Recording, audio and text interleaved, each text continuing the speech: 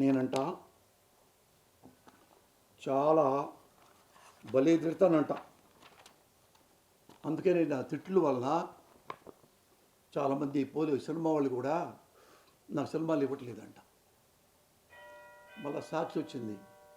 సాక్షిలో కూడా అక్కడ నుంచి ఆడు దూరేశాడు మళ్ళీ పోసాని, అక్కడ డింగ్ డాంగ్ ప్రోగ్రాము పెట్టేసుకున్నాడు అని వాడేంటో ఎన్నెన్నెన్నెన్నో వాడికి మానసిక రోగాలు నిర్ణయించున్నాయో, ఆ శివాగాడికి ఎన్ని ఉన్నాయో మానసిక రోగాలు మరి చెప్పాలి. నేను అంటాను, తిట్టు ఒకటి గుర్తుపెట్టుకోండి. ఒక తిట్టు ఎవరు తిడతారు? నేను నీకు ఓటేస్తే నాకు అది ఇస్తా అన్నావు, అది ఇవ్వకపోతే ప్రజలు ప్రశ్నిస్తున్నారు. ప్రశ్నించి కోపం వచ్చి తిడతా ఉన్నారు. నేను అలాంటి వాడిని. ఎందుకు మీరు ఈ వాగ్దానం చేసి ఎందుకు ఇవ్వరు? అదెందుకు అడగలరా మీరు? 600 వాగ్దానాలు చేసావు మిస్టర్ నారా చంద్రబాబు నాయుడు. ఎందుకు ప్రజలకి వాగ్దానాలు ఫుల్ఫిల్ చేయలేదని చెయ్యరా? కుక్క, టీవీపై కుక్క. అదిరా మీడియం అంటే, అదిరా జర్నలిజం అంటే. నేను ప్రజల తరఫున పోరాడుతుంటే నీకు వచ్చిన నష్టం ఏంట్రా? నీకు లాభం ఉంది. ఎందుకు చెప్పంటావా? నాలాంటి వాళ్ళని తిట్టిన తర్వాత నీకేమొచ్చింది?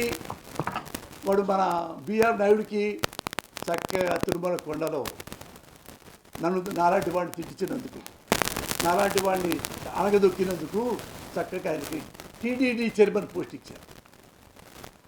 ఆ ఉత్సాహంతో నాయుడు తెలిసి ఇట్లా తిట్టిస్తున్నాడు. అరే రేపు నుంచి పోసారే గారిని చంపేసినా పర్వాలేదురా, ఆ లెవెల్లో వాడి గురించి మాట్లాడండి. కొండ మీద కూర్చొని, సార్ ఇక్కడ నువ్వు సిగ్గులేదురా నీకు, నువ్వు జర్నలిస్టువా, నువ్వు ఎందుకు పెట్టావు జర్నలిజం? ప్రజల కోసం. నీ డబ్బులు కావాలకో వడ్డీ వ్యాపారం చేసుకో, పొలం దున్నుకో, ఇంకో వ్యాపారం పెట్టుకో. మీడియా వ్యాపారం కాదురా సన్నాసి. మీడియా అంటే నథింగ్ బట్ సర్వీస్. ఎవరికి? ప్రభుత్వాలకు కాదురా, మాకు, మా ప్రజలకి. నేను ప్రజల తరఫున ఏమైనా అన్నానా చెప్పు. నేను తిట్లు తెగ బూతులు తిట్టాయంట. ఒరే, ఒక తిట్టు వలన సమాజం నాశనం కాదురా. సమాజం ఎక్కడా నాశనం కాదు ఈ ప్రపంచంలో. ఒకడొకడు తిట్టాడంటే, రాస్కెల్ అన్నాడంటే, బాస్టర్డ్ అన్నా అంటే, నీ అమ్మ అన్నాడంటే ఆ తిట్టు సమాజం నాశనం కాదురా. సమాజం ఎప్పుడు నాశనం అవుద్దంటే, మా దగ్గరకు వచ్చి అమ్మా మాకు ఓట్లేయండి, మీ కష్టాలు తీరుస్తా, మీ కన్నీళ్ళు తుడుస్తా, మీకు లైట్లు ఇస్తా, మీకు చదివిస్తా, మీకు బూట్లు ఇస్తా, మీకు చెప్పులు ఇస్తా, అన్నం పెడతా, ఎకరాల భూమి ఇస్తా, ఇల్లు కట్టిస్తా అని ఎలక్షన్లు గెలిచిన తర్వాత క్వశ్చన్ చేస్తే చెప్పుతో కొడుతున్నారే, వాళ్ళ వలన ప్రమాదం. ఓట్లు వేయించుకొని వాగ్దానాలు చెప్పి గెలవంగానే ఆ వాగ్దానం చేయకపోవడం, అది సమాజానికి ప్రమాదం. అవునా కాదా? మనది కదా ప్రభుత్వం.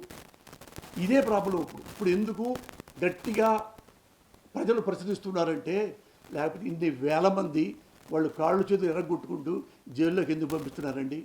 Because of some group of media.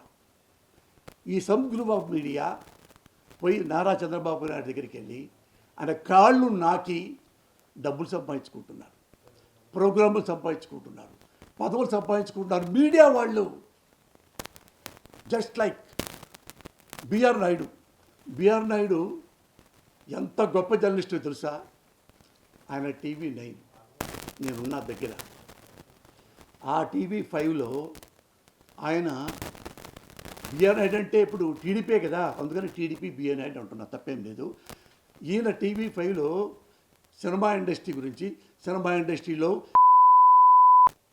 Repeating I'm telling, cinema ఇండస్ట్రీలో అనేది ది గ్రేట్ బిఆర్ నాయుడు పక్కన కూర్చొని తిట్టించాడు సినిమా ఇండస్ట్రీస్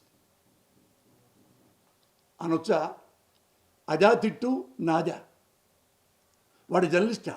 వాడు బ్రోకరా? ఏరా యాంకర్ నన్నవాడివి. అలాగ తిడితే ఏమనుకుంటారు? ఇప్పుడు నేను తిట్టుతున్నాను, వాడు ఏమంటున్నాడు? నేనే తిట్టలేదు అనుకుంటే తిడుతున్నావు కదా, సైకో, వీడి మీద కేసులు పెట్టండి పోసాని మీనా రేపు జైలు పంపించండి, వాడికి బయటికి తిరగకూడదు, వాడు బతకూడదు అన్నావే. మరి నీ టీవీ5లో నీ బిఆర్ నాయుడు పక్కన కూర్చొని చెప్పి సినిమా ఇండస్ట్రీలో ఆడవాళ్ళని లమ్ అని డాష్ అట తిట్టించాడంటే, ఎందుకురా వాడి మీద కేసులు బుక్ చేయలేదు? ఎందుకురా వాడిని కొట్టలేదు బిఆర్ నాయుడిని? ఎందుకురా వాడిని జైలుకి పంపించలేదు? ఎందుకు ఆ టీవీని ఆపలేదు? ఎందుకు ఆపకపోగా very good BR Naidu, you did well అని చంద్రబాబు నాయుడు కొండకి తీసుకెళ్ళి టీడీడీ చైర్మన్ పోస్ట్ ఇచ్చారు. దానికోసం ఇలాంటి లస్కీ ఛానల్స్ లేవు, గవర్నమెంట్ కోసం పనిచేస్తాయి. Shame on you. ఎప్పుడైతే మీడియా ప్రజల్ని వదిలేసి ప్రభుత్వాలు కాళ్ళు పట్టుకుంటుందో, ప్రభుత్వ నాయకుల చంకలు నాకుతుందో, అప్పుడే ఆంధ్రదేశం నాశనం అయిపోయింది. I'm sure, I'm telling you.